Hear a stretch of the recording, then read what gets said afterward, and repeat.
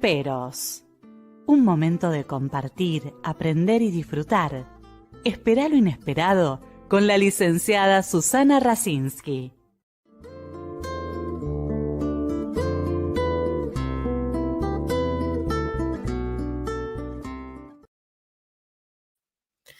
Muy buenas noches, muy contenta de recibir a una amiga, una maestra, una docente, bueno, una fervora lectora y gustosa de nuestro Borges, la licenciada Alicia Ardila. Bienvenida, Alicia.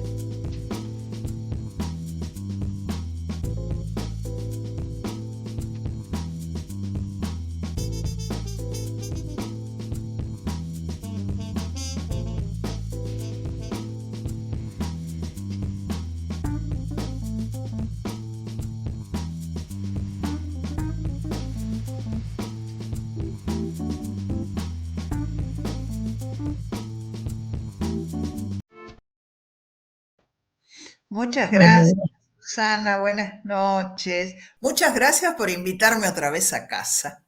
no, es un placer y aparte a la gente le gusta mucho porque como dije, sos muy buena docente, pero además haces que uno siga descubriendo a Borges cada vez que lo lee, pero además vos sos muy investigadora, entonces en cada clase es como que vamos a distintos filósofos, historiadores, esta forma de Borges que a través del otro nos va metiendo en su mundo, ¿no? Exactamente. Es que el mundo de Borges es inagotable. Es inagotable. Eh, y es muy importante esto del mundo de Borges, porque, y tan relacionado con el tema que hoy nos convoca, ¿creemos realmente tener una percepción del mundo? Si lo pensamos seriamente, nosotros recortamos el mundo y conocemos ese pedacito que recortamos con las armas que tenemos. O sea, que cuando nos asomamos al mundo de Borges, realmente nos estamos asomando a la mirada de Borges, a las vivencias de Borges, a cómo recortó él, a qué era el mundo para él. Es, Borges es todas sus lecturas, son todas sus vivencias, es lo que hizo con lo que le fue dado. Y ¿Te además, acordás cuando maravillosamente dice, yo no puedo elegir no ser ciego, pero voy a elegir qué clase de ciego ser? Eso lo aplica al mundo. Yo no puedo elegir el mundo en que nací, pero ¿qué voy a hacer con lo que me dieron? ¿Voy a ponerme en juez? ¿Voy a ser jurado de los otros? ¿Voy a ser el inquisidor? ¿O voy a tratar de comprender? Ese es el primer paso. Borges trató de entender, de comprender, de pensar el mundo. Y para pensar el mundo, necesariamente hay que ponerse del otro lado. Hay que mirar con los ojos del otro. por eso justamente él siempre a través de los libros, ¿no? Alcanza a ver el otro. Pero Sí, además, lo que vos recién decías, que cómo él encuentra el otro en toda su obra, ¿no? Porque una de las cosas, ¿cómo empezó él? Digamos, para que la audiencia que nos escucha, eh, ¿cuál fue lo que a él, digamos, lo lo llevó de mueve. alguna manera? Sí, ¿Por qué escribe toda su vida sobre el otro?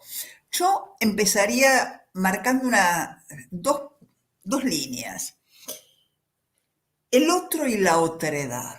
exactamente. Porque él comienza a pensar el otro desde el momento que se piensa a sí mismo. Desde el momento en que piensa quién soy. Y ve que está constituido por montones de Borges. Borges tiene un poema bellísimo en que se pregunta quién soy. Sí. El ginebrino, no. El director de la Biblioteca Nacional, no. El que miraba al Tigre, no. Porque todo eso que me constituye ya pasó, ya es pasado, pero sigue, porque me ha formado, porque está en mí.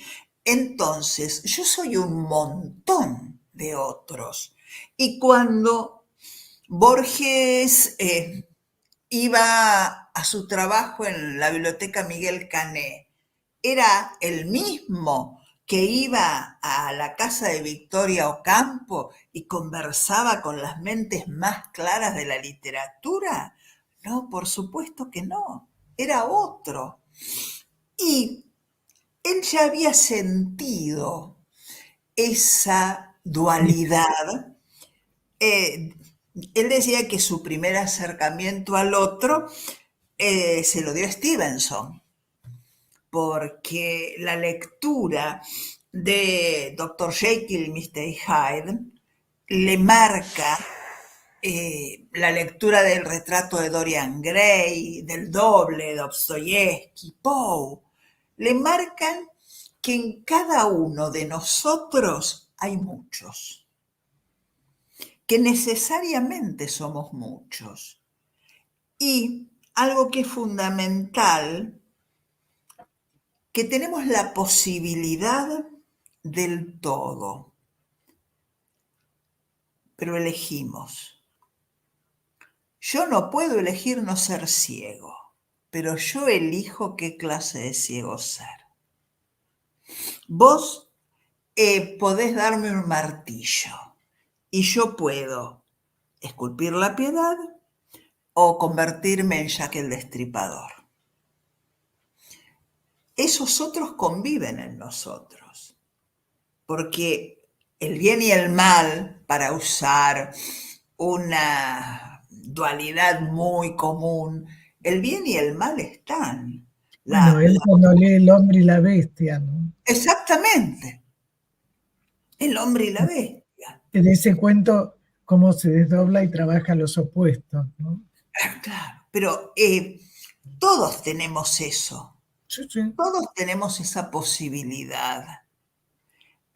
Si me permitís, Borges tiene un poema muy cortito, pero que es absolutamente maravilloso, que se llama Génesis, Génesis 4.8. Génesis 4.8 es, bueno, tomado de la Biblia, es el momento en que Caín mata a su hermano. Ah, es buenísimo. Maravillosamente, los hermanos, sus ofrendas a Dios, el Señor que elige la ofrenda de Abel, esto desata en, bueno, la ira en Caín, que termina matando a su hermano. Borges, en 5 líneas, resume esa historia y da un salto hacia esto que estamos hablando. Porque Borges nos dice, fue en el primer desierto. 2 brazos se arrojaron una piedra. No hubo un grito, hubo sangre. Hubo por primera vez la muerte. Ya no recuerdo si fui Abel o Caín. Esa última línea es un salto tremendo, porque la historia siempre la conocimos. Y cuántas veces habremos, ay, este chico es un Caín, y era uno u otro. Y Borges se planta, nos mira a los ojos y con una humildad terrible dice, ya no recuerdo cuál fui, porque en algún momento de mi vida fui los dos. He sido Porque uno y otro a la vez. Exactamente. En algún momento soy la víctima, pero también soy el victimario. Y no es. Eso lo ha acompañado siempre. Esa pregunta, ese estremecerse frente a la posibilidad, porque cuando nos ponemos a pensar de qué somos capaces. Somos capaces de lo magnífico, pero también, ojo, podemos llegar a lo más bajo. Borges tiene un cuento que, pobre Borges, se lo ha criticado tanto porque se lo ha leído muy poco. Él que era un profundo defensor y orgullosísimo de tener 2 gotas de sangre judía en su sangre. Él decía que todos éramos griegos y judíos. En todos nosotros había algo de eso. Y se lo criticó mucho porque se lo leyó muy mal. Algo muy parecido a lo que pasó con Hannah Arendt. El cuento se llama Deutsche Requiem. Y bueno, hay momentos en que te eriza la piel porque es la historia del director de un campo de concentración unos días antes de morir ejecutado en la horca. Y hay un momento en que Otto Zurlinde, que nos habla en primera persona, nos dice que él se deleitaba frente a las obras de arte. Y es como si desde la página nos mirara y nos dijera, pensá que frente a esa obra que hoy te detenés, yo también me detuve y la admiré. Vos y yo tenemos muchísimo en común. Yo dejé salir una parte oscura, pero vos también la tenés. Vos y yo tenemos la misma esencia. Elegimos qué somos, elegimos qué hacemos. Y es en esa elección donde se juega el futuro. Porque esto Borges lo aprendió de muy chiquito con su padre. Su padre era un anarquista utópico y su padre estaba convencido que cuando el hombre comprendiera qué estaba bien y qué estaba mal, solamente iba a actuar bien. Pero tenía la capacidad de las dos cosas. Entonces, a lo largo de toda su obra, Borges reflexiona. No nos dice qué está bien o qué está mal.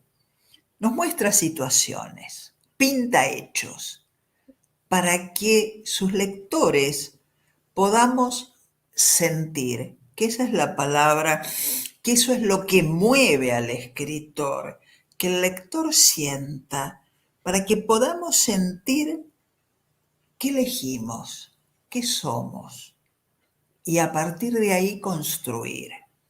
Por eso es que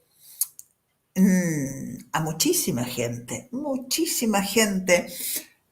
Borges la ha ayudado a cambiar aspectos de su vida, a profundizar cosas que tal vez nunca hubiera pensado. Además, él cuando habla, ¿no? El espejo que nos describe al otro. Exactamente. El otro. ¿Qué soy yo sin el otro? Si no tengo quien me atestigue, si estoy solo, ¿qué soy? Soy a través de la mirada del otro. Y mi mirada construye al otro. Una muestra maravillosa es La casa de Asterión, donde Borges juega con el antiguo mito del Minotauro.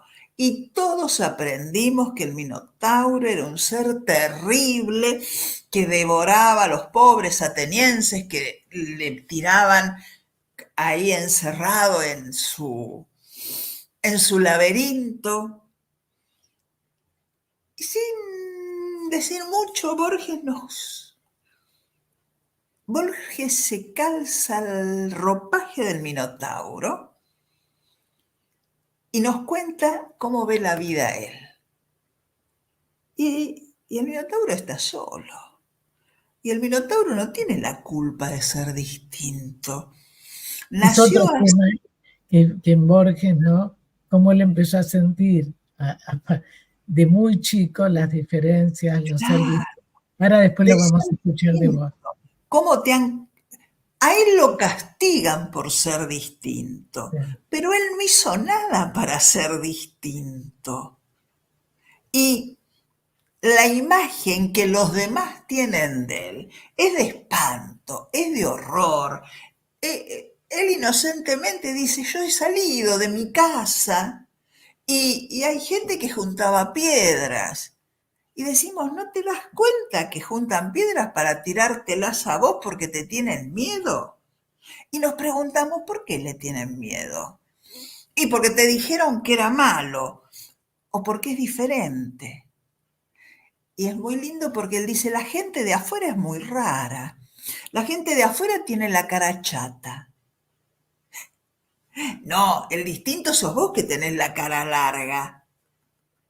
Para mí, para, para el Minotauro, las caras achatadas son las diferentes. Y cuando termina el cuento, tenemos otra visión. Hemos visto el mundo a través de los ojos del otro y nos damos cuenta que los monstruos somos nosotros y que hicimos lo que hicimos con el pobre Minotauro por miedo a lo distinto. ah, Vos pero además decías, sí, vos muchas veces lo has dicho en sus obras, como él desde los 8 años que va a la escuela, y lo mandan con un moño y sus zapatos de charol, sabiendo 2 idiomas, bueno, que era, ¿no? En Ginebra, cuando no sabe, ¿no es cierto?, el francés. O sea, en muchas situaciones, por eso lo del Minotauro, ¿no? ¿Quiénes él somos siempre fue nosotros un para Minotauro.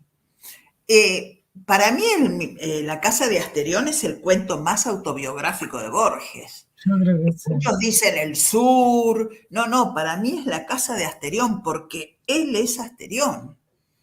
Él no tiene la culpa de ser brillante. Y debemos reconocer que era un niño brillante, un niño que no recordaba a nadie cuando había aprendido a leer y escribir. No lo recordaban de pequeño que era. Un niño que a los 9 años traducía El Príncipe Feliz de Oscar Wilde, que hablaba correctamente 2 idiomas, que había hecho un tratado de mitología griega. ¿Era un niño distinto? Sí. ¿Había hecho algo él para ser distinto? No. Hoy diríamos, los genes se combinaron de distinta manera y dieron este resultado. Pero lo que él dice, por eso ¿no? Lo que vos expresás, ¿qué culpa tenía él como cuando una persona es inteligente y la dejan de lado? Claro. Es Sí. decir, ¿qué pasa ahí, no?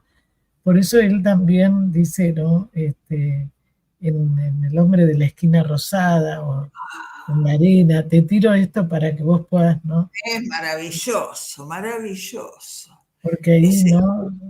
Con Rosendo, cómo la, le cambia, ¿no? ¿Cómo Pero le bueno, cambia? ¿Cómo contalo un cambia poco porque hay gente que no lo conoce. cómo le cambia la vida? Porque Rosendo Juárez, que es uno de los primeros cuentos que escribe Borges, es más, la primera versión ni siquiera la publicó con su nombre, es la historia de una noche en un galpón donde se hacía un baile y está Rosendo Juárez, que es el emblema del guapo del oeste. Es el más varonil, el que tiene la mujer más bonita, el que ayuda al político de turno, el más valiente, el que todos envidian, el narrador, que es un chico, porque en la historia del hombre de la esquina rosada vemos la mirada de un chico que nos dice sin ningún tapujo, los muchachos le copiábamos hasta la forma de escupir. Era el ídolo. Y esa noche llega desde el norte un guapo, igual que él, que lo invita a pelear, delante de todos. Y Rosendo no pelea. Rosendo se va y se desmorona en su partida toda la imagen del valor de Rosendo. El guapo del barrio resultó ser un ídolo de barro. Ese cuento estuvo muchos años y fue de los más conocidos de Borges. Y Borges decía que no lo habían entendido bien, porque el comentario era Rosendo arrugó. Entonces, 30 años después, escribe otro cuento. Es la única vez que Borges hace esto.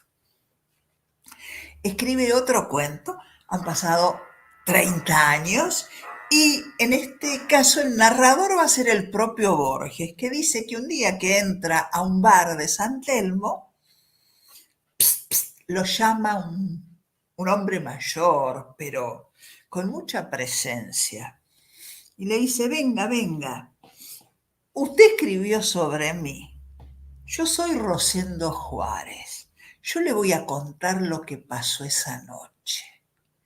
Y cuenta la historia desde que era un chico. Y cómo llega a ser un guapo de comité.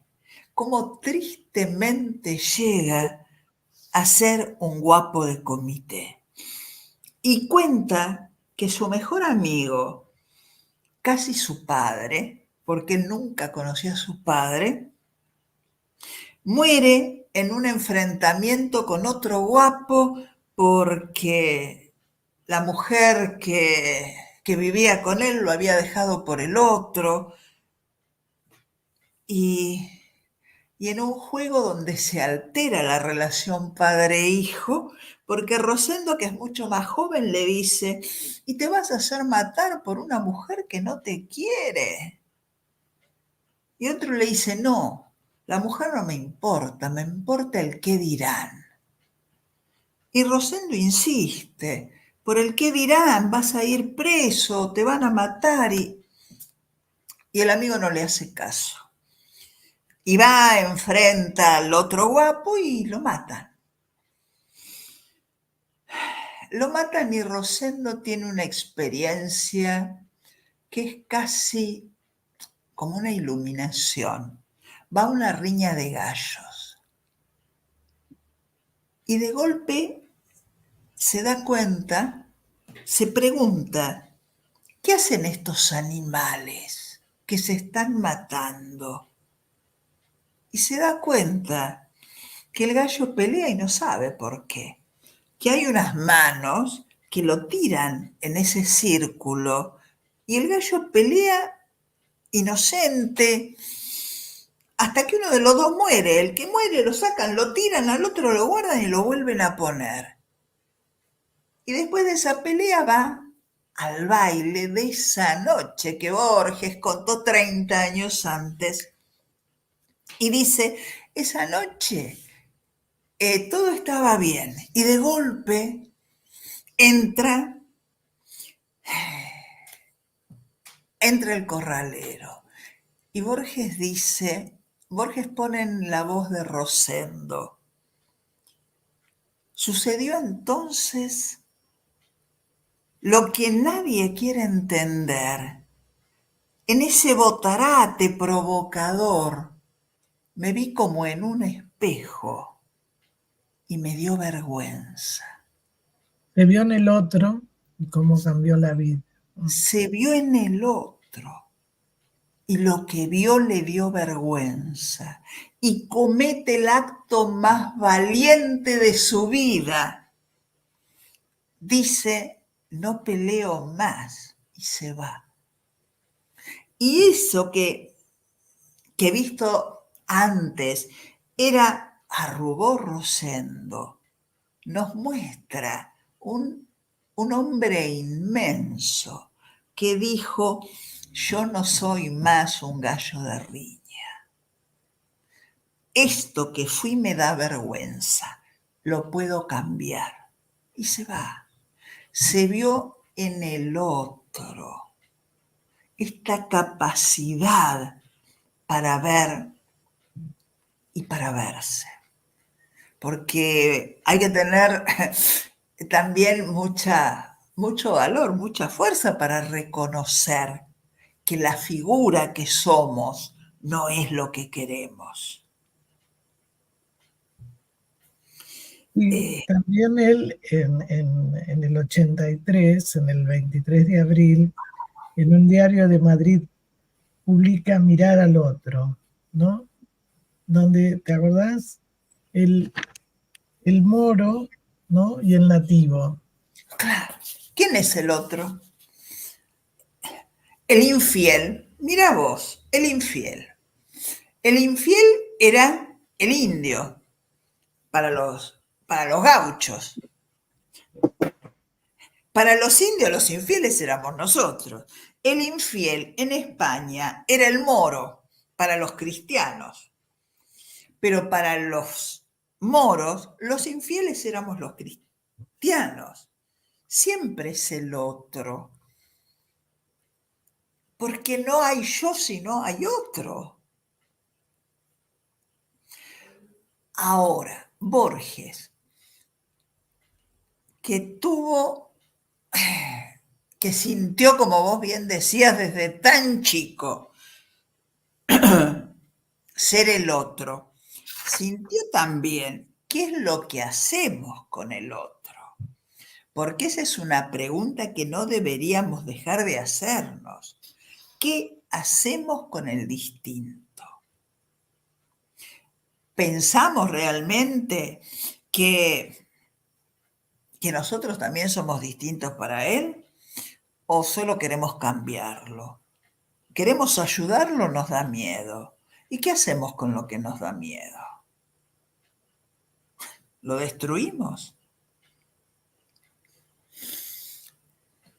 En uno de sus cuentos más magníficos, Los teólogos, Borges comienza el cuento diciendo que los hunos entraron al monasterio y destruyeron los cálices y los libros por miedo a que ese Dios fuera más grande que el suyo, que era una cimitarra. Y Borges lo ejemplifica en los hunos y los primeros cristianos, los primeros monjes. Pero, ¿cuántas veces los hunos arrasaron por miedo al otro? Por miedo a que el otro sea mejor, más inteligente, sea distinto. Bueno, eso pasa muchísimo, ¿no?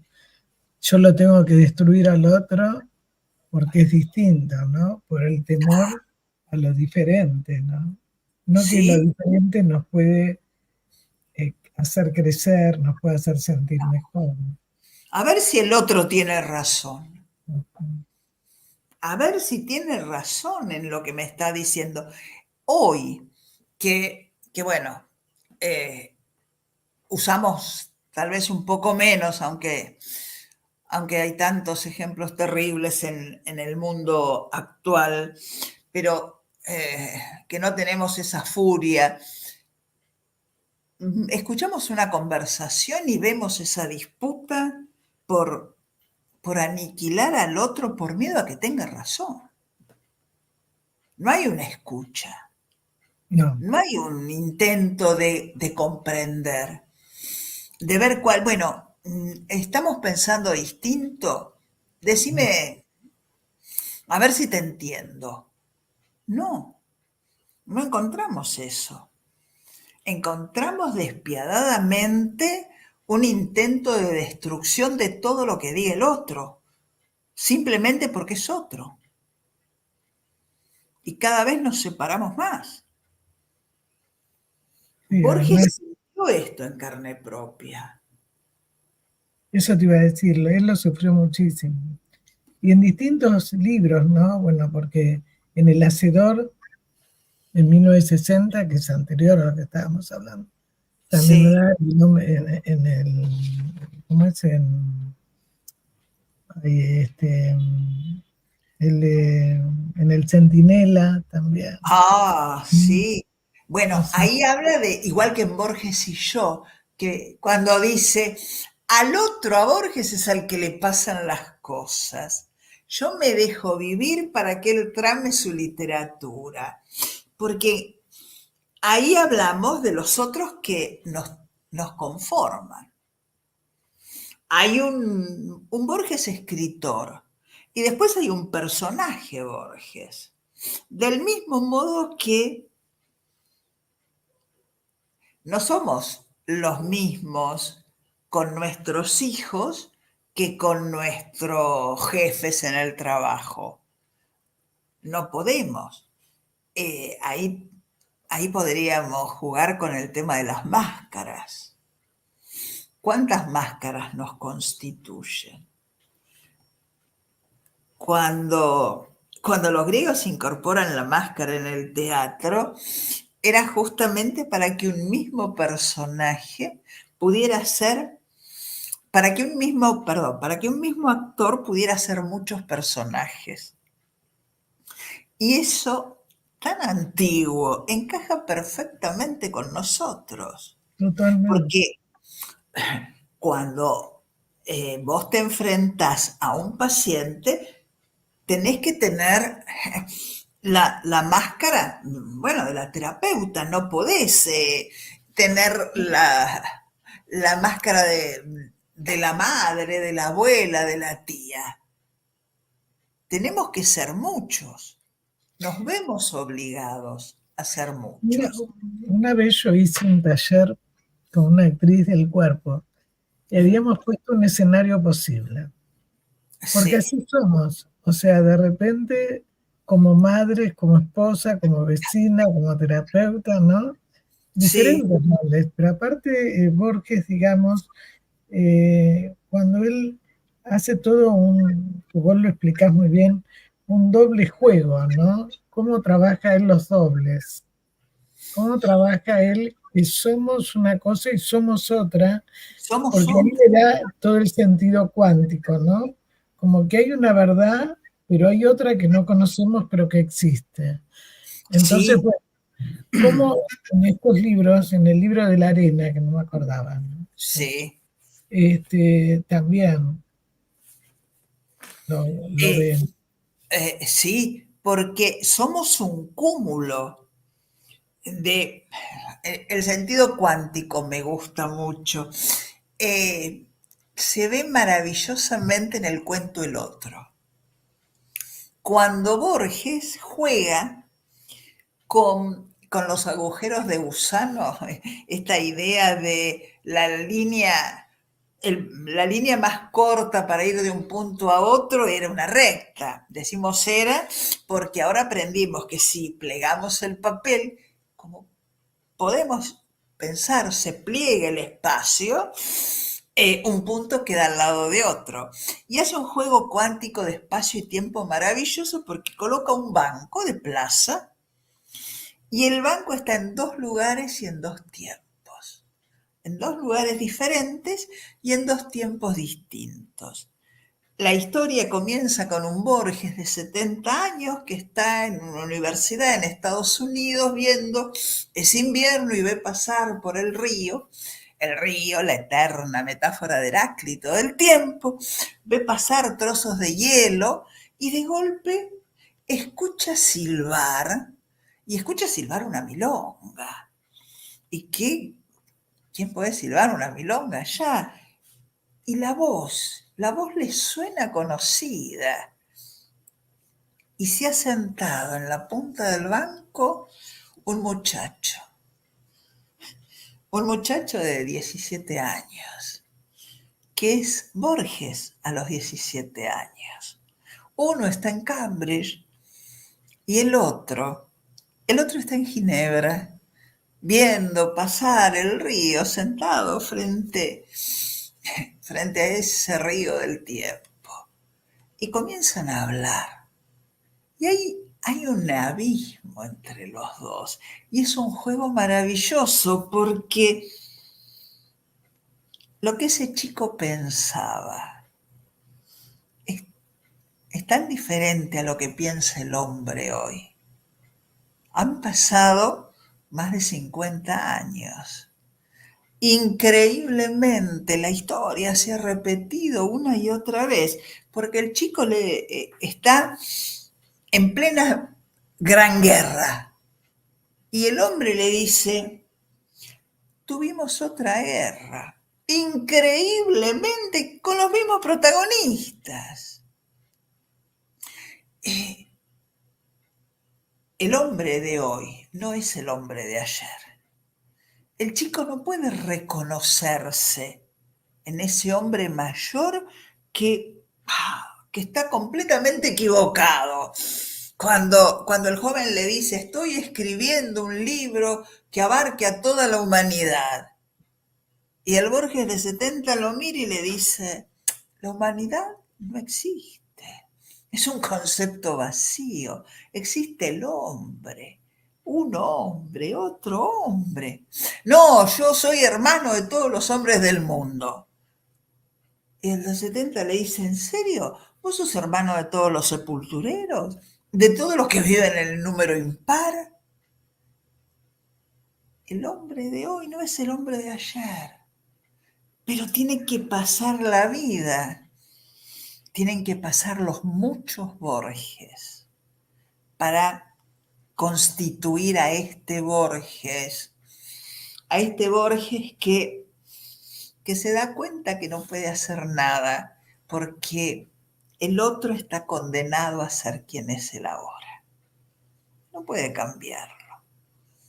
Serán muchos.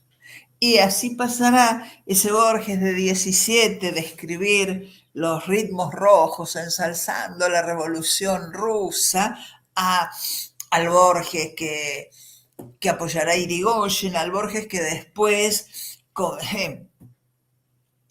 se hará miembro del Partido Conservador, al Borges que en el 72 se animará a escribir que en el futuro ya no habrá políticos, que la gente dejó de hacerles caso, declaraban guerras a las que nadie iba, daban órdenes que nadie cumplía, y los políticos tuvieron que buscarse trabajos honestos, desaparecieron. Y tienen que pasar 50 años. ¿Cuántos Borges hay en ese Borges? Pero qué visionario. Pero qué visionario, sí. Porque Pero cuando ahora hablamos como Milei, que no es político, nunca lo fue, ¿cómo llegó? No llegó por la política, llegó por las redes. Sí, y qué maravilla cuando dice tuvieron que buscarse trabajos honestos. Sí. Y vos decís, hay ¿cómo es? documentos que él ha Sí, escrito, ¿no? sí, Con respecto al fascismo, que la gente no los conoce. no. Es la libertad, ¿no? El miedo. Cuando justamente en ese mismo cuento dice, cada hombre debe hacer sus propios utensilios, labrar su tierra, hacer lo suyo. Cada hombre es artífice de lo que es. Bueno, es realmente una propuesta revolucionaria. Claro, porque no es solo de lo que te dieron, ¿no? Sino que hacemos con lo que... Claro, maravillosamente dice, no hay herencias. Claro. No hay herencia, cada uno tiene que hacer lo que tiene. Es realmente revolucionario. Siempre lo acusaron de conservador. Y realmente lo que propone es revolucionario. Es lo mismo que cuando durante la guerra de Malvinas le preguntan qué haría con las islas. Eso es maravilloso, pero muy poca gente lo conoce eso. Lamentablemente sí. No sé si lo tenés ahí, pero lo podés Juan contar. López y John Ward, sí. Él, cuando le preguntan qué haría con las islas, él dice se las daría a Bolivia para que tenga salida al mar.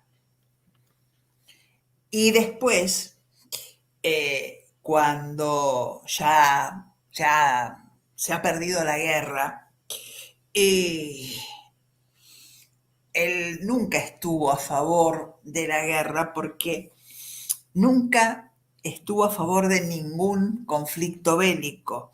Él decía que la guerra es un fracaso de las dos partes. Si se llega a la guerra, ya se ha fracasado.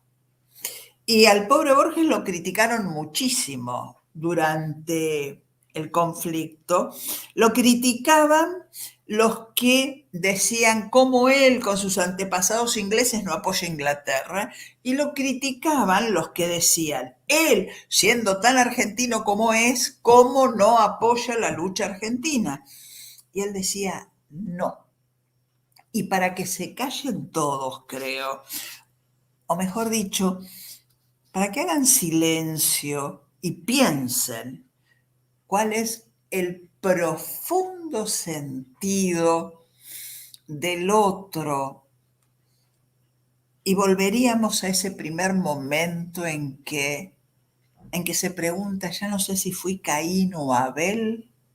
Borges escribe, poquitos días después de terminada la guerra, aparece primero en un diario en Madrid, y en agosto del 82 lo publica aquel diario Clarín, Juan López y John Ward, que si permitiste lo leo textual. Borges dice, les tocó en suerte una época extraña. El planeta había sido parcelado en distintos países, cada uno provisto de lealtades, de queridas memorias, de un pasado sin duda heroico, de derechos, de agravios, de una mitología peculiar, de próceres de bronce, de aniversarios, de demagogos y de símbolos. Esa división, cara a los cartógrafos, auspiciaba las guerras. López había nacido en la ciudad junto al río Inmóvil. Ward en las afueras de la ciudad por las que caminó Father Brown. Había estudiado castellano para leer el Quijote. El otro profesaba el amor de Conrad, que le había sido revelado en un aula de la calle Viamonte. Hubieran sido amigos, pero se vieron una sola vez cara a cara en unas islas demasiado famosas, y cada uno de los dos fue Caín y cada uno Abel. Los enterraron juntos. La nieve y la corrupción los conocen. El hecho que refiero pasó en un tiempo que no podemos entender. Hubieran sido amigos. Ese es profundamente el pensamiento de Borges. Sí, aparte Ahora que son hermanos que se han matado. Es una guerra fratricida. bueno, de hecho que hay soldados británicos que han venido a devolver un casco a un familiar de un soldado argentino, se han hecho amigos, o sea, es así, ¿no? Sí, un reconocimiento que fue después, pero No, en el momento yo me acuerdo que estaba en el obelisco y éramos 6 familias, nadie los vino a recibir. nadie, La, absolutamente nadie. la No, profundidad, digamos, de Borges, ¿no? Cómo él nos muestra qué es el otro y que él no tiene dudas quién es el otro. Porque esto me parece muy importante, ¿no? sí. ¿Por qué a la gente le cuesta tanto saber quién es el otro? Porque en Borges, tanto en El Hacedor, en todas las obras, ¿no? Es Sí, en toda su obra, toda cuando su él vida se rescata, preguntó por el otro. rescata pensadores, filósofos, o sea, ¿no? Es siempre teniendo en cuenta al otro. Sí. ¿Qué es lo que nos da miedo del otro? porque en la base está el miedo. Nos asusta la diferencia, lo distinto, lo que no se comprende. Ahora, ¿trabajamos para comprender? ¿Intentamos comprenderlo? ¿O profundamente lo que nos asusta del otro es mirar hacia adentro y encontrar esa parte en nosotros? Bueno, Porque en nosotros hay muchos, y ese lado oscuro que le ponemos al otro, esa parte de oscuridad, de miedo, ¿será la que tenemos nosotros, que la sacamos y la ponemos enfrente y buscamos destruirla afuera porque no es, podemos destruirla adentro? es así, Alicia, vos escribiste muy bien. Cuando una persona es tan doloroso lo que vive, lo pone afuera, pero después lo tiene que destruir, no lo tolera. Exacto. Por ejemplo, en una mujer abusada, no puede ver en general cuando abusan a su hija. Se identifica y no lo ve. Cuando la persona pone todo en el otro es el malo, el otro tiene la culpa. Entonces, cuando se ve y se identifica con eso, no lo tolera. De hecho, que cuando vemos una película o algo, mismo en tus clases, después de las clases a cada uno le movió cosas diferentes. Sí. Bueno, entonces, en eso que leemos, ¿qué hay de nosotros? ¿No? ¿Cuál es la parte oscura que tengo miedo de ver?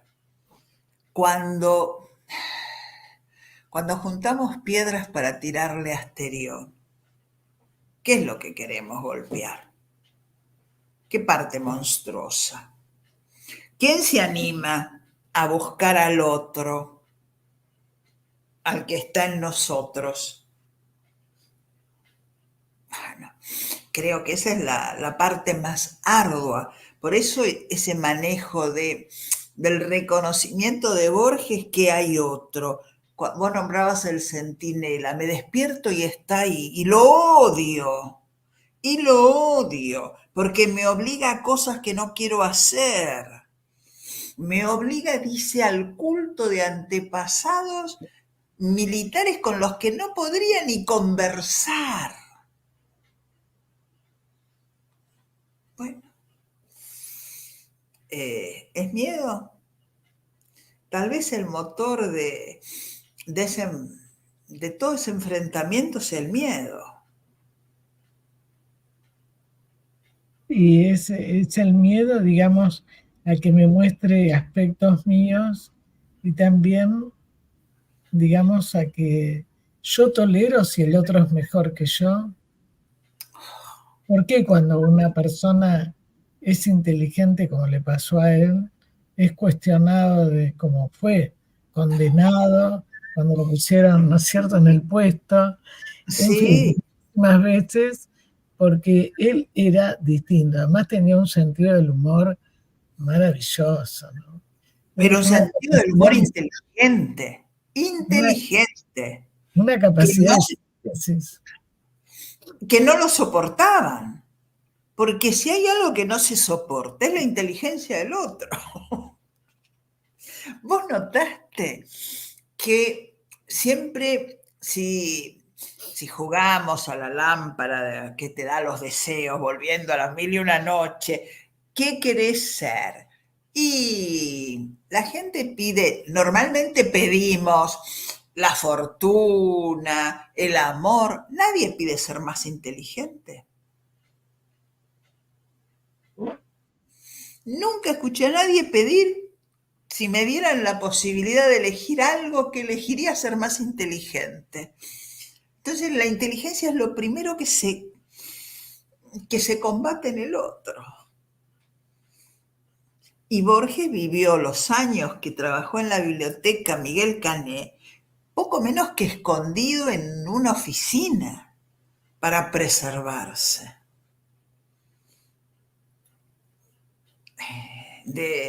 de los comentarios, de todas las cosas que le eran absolutamente ajenas. Ahora, la libertad de la que hablábamos antes, el poder elegir. Borges trabajaba 2 horas por día, se metía en su oficinita en el fondo o se iba a la terraza y escribía. A su alrededor, además de las burlas, de ignorarlo, se hablaba de mujeres, de carreras y de fútbol. ¿Qué hizo Borges en esos años? Escribió los cuentos del Aleph y los cuentos de ficciones. Pudo haber tramado cómo lastimar a todos sus compañeros que no lo querían. Pudo haber sido un asesino serial. Eligió escribir piezas que van a atravesar los siglos como bueno, ya hay libros que tienen 100 años y traducidos a todos los idiomas. Con todo su dolor, como un alquimista, transforma el metal en oro. Se puede elegir. Se puede elegir. Pudo haber sido, pero alguien terrible. Eligió ser el que deje palabras, el que deje ideas plasmadas de tal manera que van a atravesar el tiempo, como atravesaron el espacio. Porque hoy en cualquier país del mundo encontrás libros de Borges, gente que habla de Borges. En Alemania, gente que no conoce el idioma castellano y que se sienta a escuchar hablar de Borges. ¿Cómo lo entendés? Y que puede sentir un cuento que habla de la pampa y de cosas puramente locales y se emociona con esas palabras. Bueno, pudo haber sido terrible. Uno es todos, de verdad. O sea, entonces es universal, ¿no? Sí, Por eso, él habla de lo universal. Él logra eso. Pero pudo haber sido terrible. no sé, Pudo haber sido el ciego que cuenta Sábato en el túnel, ¿recordás? Ese sí, ciego terrible, sí. terrible. Y en cambio te dice, nadie rebaje a lágrima o reproche esta demostración de la maestría de Dios que con magnífica ironía me dio a la vez los libros y la noche. Cuando en el cuento El Otro, Borges... bueno, se van a separar, el jovencito dice, se me hizo tarde, me tengo que ir, y el Borges adulto dice, sí, a mí me van a venir a buscar. Y sentimos el miedo del joven, que sabe que su padre está ciego y que su abuela murió ciego, y le dice, ¿a buscarlo? Claro, el otro comprende y le dice, sí, pero no te preocupes. La ceguera gradual no es algo terrible. Es como un lento atardecer de verano. Y dijo, tantas veces le debo tanto a la ceguera. ¿Cómo alguien que amaba la lectura por sobre todas las cosas, cómo alguien que decía que el paraíso tenía la forma de una biblioteca, puede decir que la lectura le dio tantas cosas? Y te dice, todas mis mujeres siguen siendo jóvenes, conocí el inglés antiguo, el islandés, porque me quedé ciego.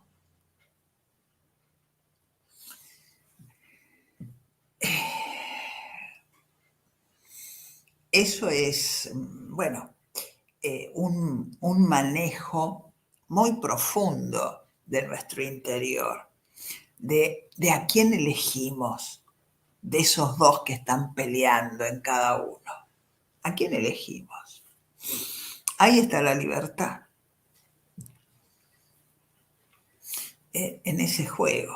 Y aceptar que somos los dos. Y aceptar que somos los dos, exactamente. Porque él lo reconocía, ¿no? Él reconocía, sí, sí, esa parte oscura, que es propia de todos, que incluso esa dualidad lo ha hecho cuestionarse mucho la imagen que construimos de la divinidad. Porque, ¿cómo entender una divinidad que es solo amor y bondad y crea un infierno para castigar a sus hijos por toda la eternidad? Esas preguntas que Borges dejaba entrever en sus historias, en sus ensayos, es ¿cómo? Ah, pero ahí das lugar, bueno, ya se nos fue el programa, al hecho de el otro que tengo que interrogar, ¿no? Como habla en el Centinela. O sea, ¿no? Esto, ¿quién soy? ¿Cómo es esto? Si Dios es bueno, ¿cómo hace esto, no? La importancia de la pregunta. De interrogar, interrogarse. ¿A quién es, qué escucho? ¿Y qué hago con eso? ¿Me detengo a escuchar al otro? ¿Intento comprender al otro? Y es la única forma que tengo de comprenderme yo. Para Borges es la única manera. Es por eso que lo llama en la historia de Rosendo Juárez y le dice, venga, que le voy a decir lo que pasó esa noche, como lo vi yo, para que me entiendan. Porque hay dos historias, según los ojos que la vivieron. Porque el otro tiene otra mirada. ¿Querés conocer los hechos? Mirá desde los ojos del otro, no solo de los tuyos. Gracias, Sally. Si querés Bueno, leer algo para terminar el programa, bueno, Alicia sigue con los cursos a partir sí, de sí. agosto, ¿no es cierto? Después de las vacaciones. Pero bueno, no sé si querés leer algo o terminamos Y el programa con lo que vos quieras, que siempre es muy me agradable. gustaría, me gustaría dejarles, si me das un minuto, el Sí, Centinela que vos nombraste y que sé que te mueve mucho y que nos va a ayudar a entenderlo un poco más a Borges y a este otro que está en mí. Cuando Borges dice, entra la luz y me recuerdo, me despierto. Ahí está. Empieza por decirme su nombre, que es, ya se entiende, el mío. Vuelvo a la esclavitud que ha durado 7 veces 10 años. Me impone su memoria, me impone las miserias de cada día, la condición humana. Soy su viejo enfermero, me obliga a que le lave los pies, me acecha en los espejos, en la caoba, en los cristales de las tiendas. Una u otra mujer lo ha rechazado y debo compartir su congoja. Me dicta ahora este poema que no me gusta. Me exige el nebuloso aprendizaje del terco anglosajón. Me ha convertido al culto idolátrico de militares muertos con los que acaso no podría intercambiar una sola palabra.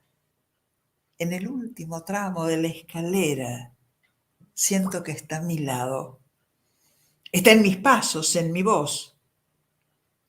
Minuciosamente lo odio. Advierto con fruición que casi no ve. Estoy en una celda circular y el infinito mundo me estrecha. Ninguno de los dos engaña al otro, pero los dos mentimos. Nos conocemos demasiado, inseparable hermano. Bebes el agua de mi copa y devoras mi pan. La puerta del suicida está abierta, pero los teólogos afirman que en la sombra ulterior del otro reino estaré yo esperándome. Gracias, Ali. Así nos habla Borges. Muchas gracias. Un abrazo fuerte y bueno, nos volveremos Muchas a gracias encontrar. por dejarme compartir esta tarde con vos, con tu gente. Es siempre un placer. Y muchas gracias a Adrián, que nos tiene tanta paciencia. Un Muchísimas abrazo. gracias. Gracias, Ali. Un abrazo.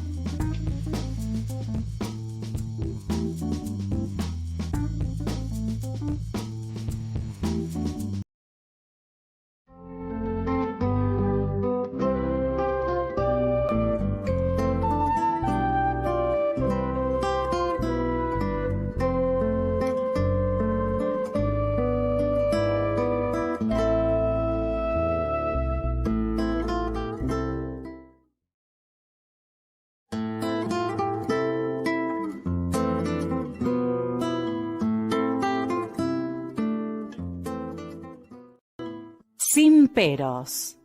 Un momento de compartir, aprender y disfrutar. Espera lo inesperado con la licenciada Susana Rasinski.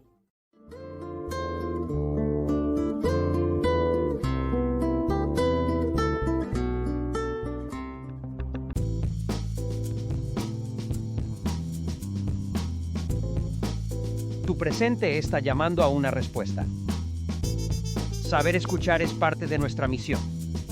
Cuando la innovación tecnológica avanza, nuestro objetivo es que sea amigable para usted. Si no tienes experiencia en hacer streaming, nosotros te damos el soporte para realizar tus programas en directo o grabado, propio canal de YouTube como también tus redes sociales. Además te diseñamos el reel y el flyer para la difusión de tu contenido y tener más seguidores. Usted puede tener su página web con sus redes sociales. Para realizar consultas o contratar el servicio, puedes llamarnos al móvil, Telegram, WhatsApp, al 54 911 70 58 05 86.